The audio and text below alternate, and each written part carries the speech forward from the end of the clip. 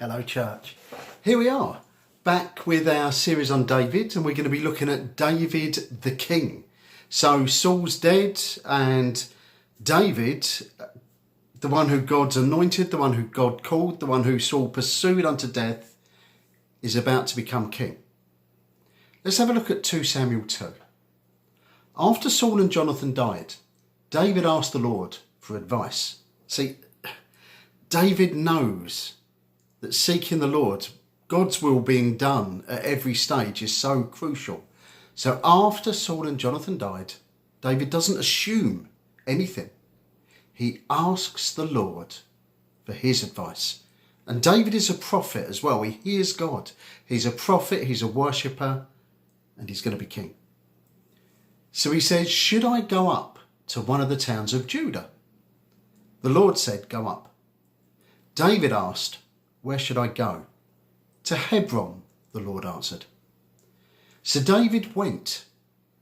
Then the men of Judah came over to Hebron. There they anointed David to be king over the people of Judah. David was told that the men from Jabesh Gilead had buried Saul's body. So David sent messengers to them to speak for him. And the messengers said, you were kind to bury the body of your master Saul. May the Lord bless you for that. And may he now be kind and faithful to you. David will treat you well for being kind to Saul's body. Now then, be strong and brave. Your master Saul is dead, and the people of Judah have anointed David to be king over them. God's plan was for David to replace Saul in every way. Verse 8. But Abner, the son of Ner, the commander of Saul's army, took Ishbosheth, the son of Saul, and made him king over all of Israel.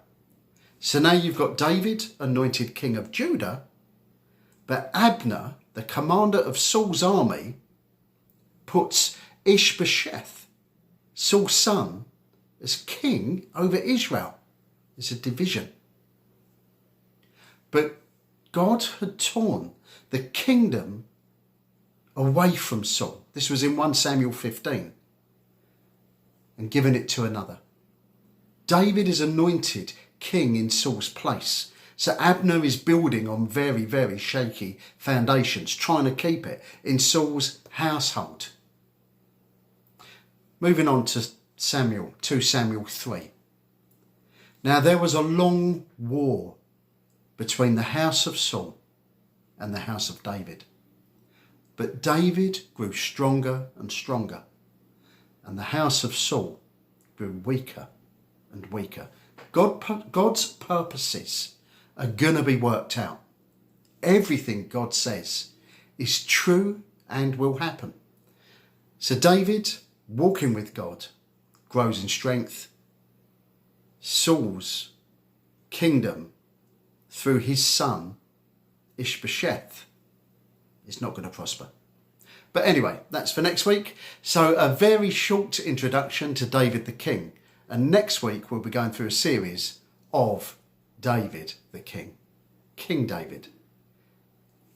Bye for now. See you next week.